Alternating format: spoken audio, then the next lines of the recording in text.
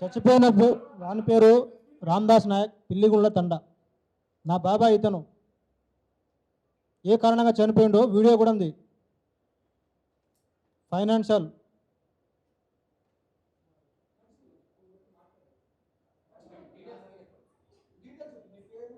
నా పేరు రమా శ్రీనివాస్, పిల్లిగుళ్ళ తండ. వద్దిపట్లకి దగ్గరలోనే మా ఊరు, 5 కిలోమీటర్లు. పలుగు తండాలో నాకు 60 to 70% రిలేటివ్స్. మధు నాకు చిన్నప్పటి నుంచి తెలుసు. కానీ నేను డబ్బులు ఇట్లా పెడితే ఇట్లా వస్తుంది, 10 రూపాయలు మిత్తి ఇస్తాం, అది ఇస్తాం అని చెప్తే నేను నమ్మలే. లాస్ట్కి అమీర్ పటేల్ ఫోటో, మంగ్లీ ఫోటో అవన్నీ చూపించుడు.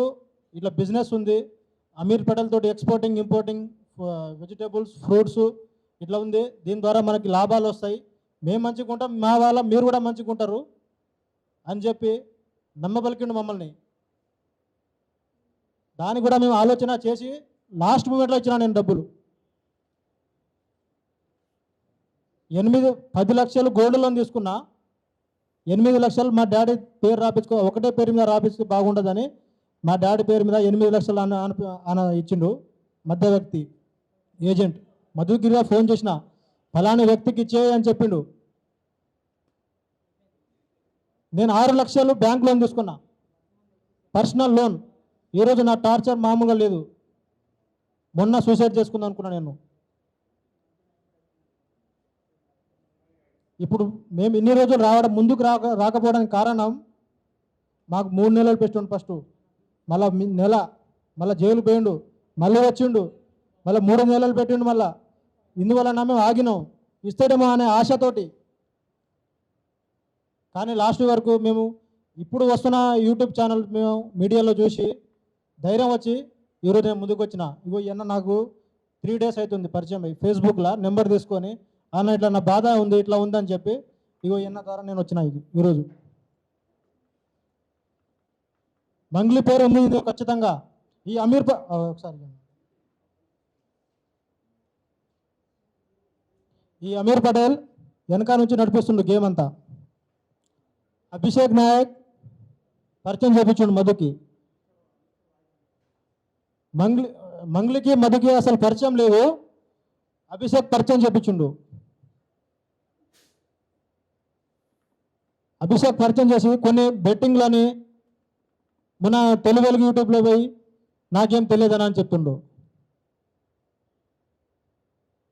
మొత్తం గేమ్ ఆడిరు వీళ్ళిద్దరు. గన్ లైసెన్స్ అని చెప్పి లైసెన్స్ అప్లై చేసారు, అది చేసారు, ఇది చేసారు. లాస్ట్కి ఏం లేకుండా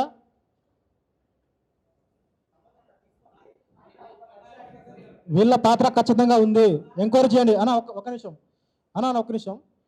మేము సిఐడి ఆఫీస్కి 100 సార్లు వెళ్ళినాం. వీళ్ళు బెయిల్ మీద బయటకు వస్తారు కదా, వీళ్ళకి ఉంటుంది కదా వారానికి 2 రోజులు 3 రోజులు ఉంటుంది కదా, దానికోసం నెల రోజులు తిరిగినామన్నా. వస్తారేమో అనే ఆశతోటి సిఐడి ఆఫీస్ రావట్లే, వీళ్ళు మొత్తం మేనేజ్ చేసారు. మొన్న భరత్ని పట్టుకొచ్చిన ఊరు నుంచి రీసెంట్గానే, జస్ట్ మహా అయిపోయి ఒక 10 days 15 days అవుతుంది. మీకు చంపేస్తాను భరత్, నేనే చెప్పిన మా పైసలు మా ప్రాణం ముఖ్యం కంటే మీ ప్రాణం 100 మంది ప్రాణం కంటే మీ ప్రాణం ముఖ్యం కాదు, మా పైసలు నీకు చంపేస్తాం, పైసలు ఇస్తే నువ్వు బతుకుతావు అని చెప్పి భయపెట్టిస్తే మంగ్లీ అభిషేక్ ద్వారా పరిచయం. ఈ అమీర్ పటేల్కి 16 కోట్లు ఇచ్చారు, ఎక్స్పోర్టింగ్ ఇంపోర్టింగ్ అని బిజినెస్ పెడుతున్నా అది అని చెప్పి 16 కోట్లు దానికి ఆయనకి ఇచ్చారు. జైరాబాద్ సైడ్ ఏదో ల్యాండ్ పెట్టి 50 లక్షలు మా ల్యాండ్ దగ్గర నుంచి తాకట్టు తీసుకొచ్చారు. సిఐడి ఆఫీస్ రంగనాథ్ డిఎస్పీ గారు ఈ కేసుని పట్టించుకోవట్లేదు ఈ కేసుని అన్న. నేను ఇంకొకటి చిన్న క్లారిటీ ఇస్తున్నా. ఇది మియాపూర్ పోలీస్ స్టేషన్ అన్న, ఇది సారీ కొండ మల్లేపల్లి సర్కిల్ ఇన్స్పెక్టర్ కొండ మల్లేపల్లి అన్న. ఇక్కడ మీకు కనిపిస్తుంది దగ్గర ఇది ఎన్ని కోట్లు అంటే 50 కోట్ల దాకా ఉన్నదన్న. ఇదంతా ఆల్రెడీ కేసు భయపడుతున్నారు వీళ్ళు కొద్ది మంది. నిజంగా మేము నిజాయితీ వైపు ఉన్నందుకు మమ్మల్ని కూడా తింటలేరా? డబ్బులు తినేటోడు తింటాడు కదా, మనోళ్ళే తింటలేరు. అరే ఇక్కడ నష్టపోతుంది మన బిడ్డలు కదా, మీరు ఇదెందుకు ఆలోచించట్లేదు? నిజం వైపు పోరాడితే అందరు కలిసి మమ్మల్ని మాపైన నిందలేస్తారా? ఇగో అందుకనే బాధితులతో వచ్చినాం. ఈ బాధితులను కూడా రావడానికి మేము ఎంత కష్టపడ్డామంటే, తేజ నీకు తెలుసు, తమ్ముడు మీకు తెలుసు, మీ అందరికీ క్యాంపస్లో మీరందరూ చూస్తున్నారు. మేము డే 1 నుంచి అన్యాయం జరిగింది, నిజాలు బయటికి రావాలి. నేను మంగ్లీ గారిని ఏదో కావాలనుకుని అంటలేను. మంగ్లీ గారు నాకు తెలియదని చెప్పింది. ఫస్ట్ మద అనేటోడే మాకు తెలియదు అన్నది. దాని తర్వాత వీడియోలో ఏమేమి ఒక్కొక్కటి బయటికి ఇంటికాడితో వచ్చింది, ఫామ్ హౌస్లో వచ్చింది. దాని తర్వాత ఇప్పుడు కొంచెం అయినాక నేను ఆ మినిస్టర్ మనోడిది ఆడియో రికార్డింగ్ వినిపిస్తా. నేనేం ఆరోపణలు వేయట్లేదు, నువ్వు చెప్పిన మాటలే నేను అంటున్నా. నిజం వైపు నిలబడితే అందరు ఏకమై, లేకపోతే పేడ ఆర్టిస్ట్ లెక్క మీరు పెట్టుకొని మా పైన నిందారోపణలు వేస్తారా?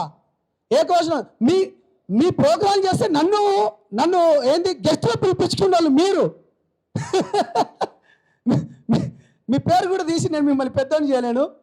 గాడ్ బ్లెస్ యూ, మీరు ఇట్నే ఉండాలి. ఇంకో బాధ్యతతో మాట్లాడతాం. తమ్ముడు అన్న చెప్పండి అన్న. హలో,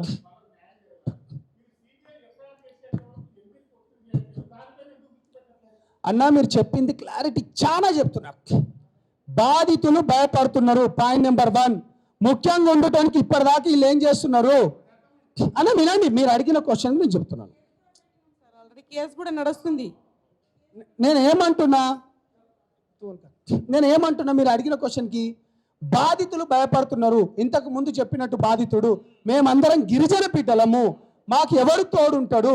ఇన్ని రోజుల నుంచిగా కేవలం ఆ మీడియా ఛానళ్ళు కొన్ని ఈ సోషల్ మీడియా ఛానళ్ళ ద్వారా బయటకు వచ్చింది కాబట్టి దాన్ని తీసుకొని ఇవాళ వీళ్ళు బయటకు వచ్చిండు. ఈ బనావత్ ఈ అబ్బాయి ఎవరైతే ఉన్నారో 4 రోజుల నుంచి నాకు టచ్లో వచ్చిండు. ఈ అబ్బాయి నిన్నటి నుంచి టచ్లోకి వచ్చిండు. దాని తర్వాత ఇతను ఆటో డ్రైవర్గా నడిపించాడు. ఇతను ఏం చేసిండంటే, ఇతనితో పాటు ఇతని భూములమ్మి వీళ్ళ చుట్టాలు ఎవరైతే ఉన్నారో దాని తర్వాత వాళ్ళ చుట్టాల దగ్గరికి వెళ్ళి ఈ విధంగా తీసుకొని వచ్చిండు. వాళ్ళు ఏం భయభ్రాంతులకు గురి చేస్తున్నారు? మీరు కేసు పెడతారా, మేము జైలుకు పోతాం. జైలుకు పోయి వచ్చిన తర్వాత 30-40 రోజులు ఉంటాం. మీదేం పోతుంది? మీ డబ్బులు కోట్ల రూపాయలండి. ఇప్పుడు నాకేం అవసరం?